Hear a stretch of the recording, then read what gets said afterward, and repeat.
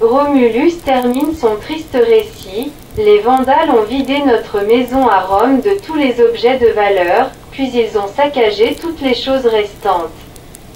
On sait que les Vandales gardent rancune contre les Romains après la violation de l'accord par le comte Boniface qui les a mis autrefois dans une situation critique. En renonçant aux engagements fixés par un accord, mais je ne pensais pas devenir, moi-même, une victime de leur vengeance. Silencieuse, Julia essuie ses larmes. Oreste demande. Mais comment la ville éternelle est-elle tombée aux mains des Vandales? Le roi Genséric a été invité par Eudoxie, veuve de Valentinien III. Pourquoi? Afin de venger l'assassinat de son auguste mari par Pétrone Maxime, son successeur.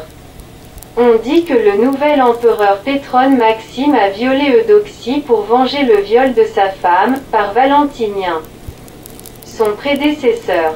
Malheureusement, c'est vrai. Pourtant Maxime était le meilleur ami de Valentinien et il a tué son ami empereur pour le viol de sa femme Anicia. Quelle escalade incroyable de crimes! S'étonne Oreste.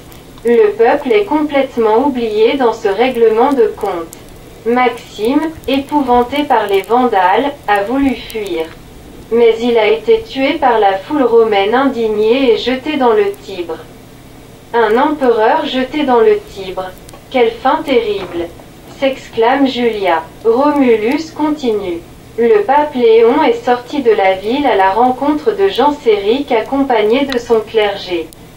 Le roi des Vandales ne se laissa pas fléchir. Il ne promit que d'épargner les habitants désarmés.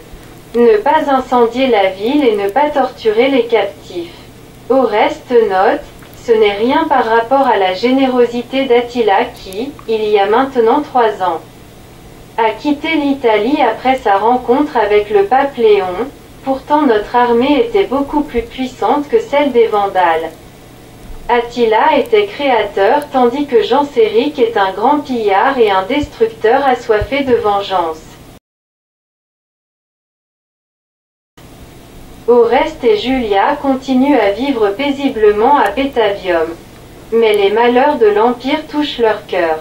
Au début de l'année 456, ils reçoivent de Rome un panégyrique à la gloire du nouvel empereur Avicius par Sidoine Apollinaire.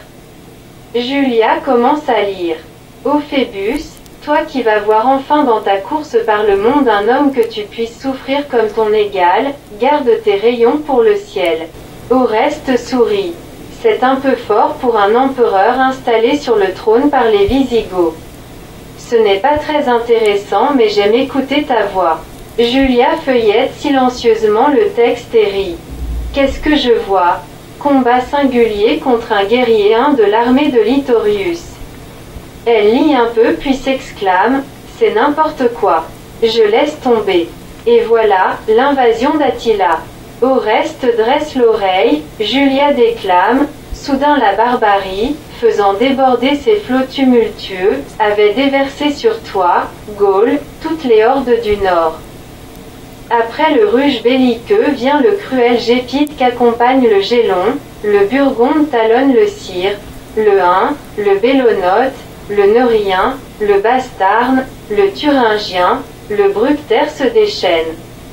Ainsi que le Franc dont le pays est baigné par l'eau du nectar couvert d'ulves, sous les coups de la hache tomba rapidement la forêt hercynienne, et l'Aulne, transformée en barque, tissa sur le Rhin un pont de bateaux. Les souvenirs inoubliables de la grande armée revivent dans le cerveau d'Oreste qui commente sèchement, c'est court et trop exagéré.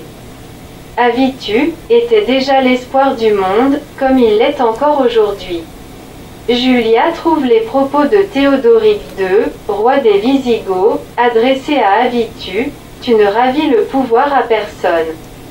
Aucun Auguste ne règne sur les collines romaines. Le palais est vide, il t'appartient. Non, ce n'est plus pour moi un but suffisant que d'éviter le mal. Je voudrais encore que ton diadème me permît de faire œuvre utile. Ce jeune Théodoric a assassiné son frère Thorismon, qui a lutté contre nous sur les champs cataloniques. Pour prendre sa place, note Oreste. Julia termine sa déclamation. Et toi, toute heureuse de posséder aujourd'hui un tel prince, ô Rome, antique mère des dieux. Relève la tête et bannis ce honteux abattement. Voici un souverain d'âge mûr qui te rendra la jeunesse quand des empereurs enfants t'ont rendu vieille. Puis elle s'exclame. Espérons que ces prédictions se réalisent. Mais je le crois difficilement car au lieu de s'occuper sérieusement des affaires d'État, il se livre à tous les plaisirs de l'Italie. Si Attila était vivant, c'est toi qui aurais pu être l'empereur car tu n'as jamais séparé ta cause de celle de notre malheureux pays avec un passé si glorieux. Oreste l'embrasse tendrement, ce n'est pas cette créature des Visigoths qui peut sauver l'Empire. Te souviens-tu que, d'après le testament d'Attila, j'aurais dû aider son fils Géisem à gouverner l'Empire d'Occident après sa soumission. C'est-à-dire, en fait, j'aurais pu être co-empereur de l'Empire d'Orient.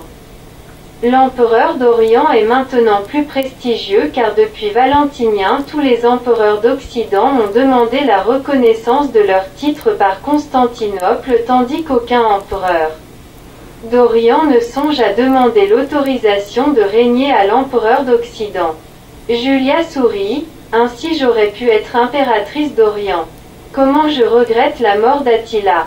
En fait, tu mérites mieux avec tes vertus et ton expérience d'être empereur que cet avitu qui passe son temps en tentative de séduction des nobles romaines malgré son âge avancé.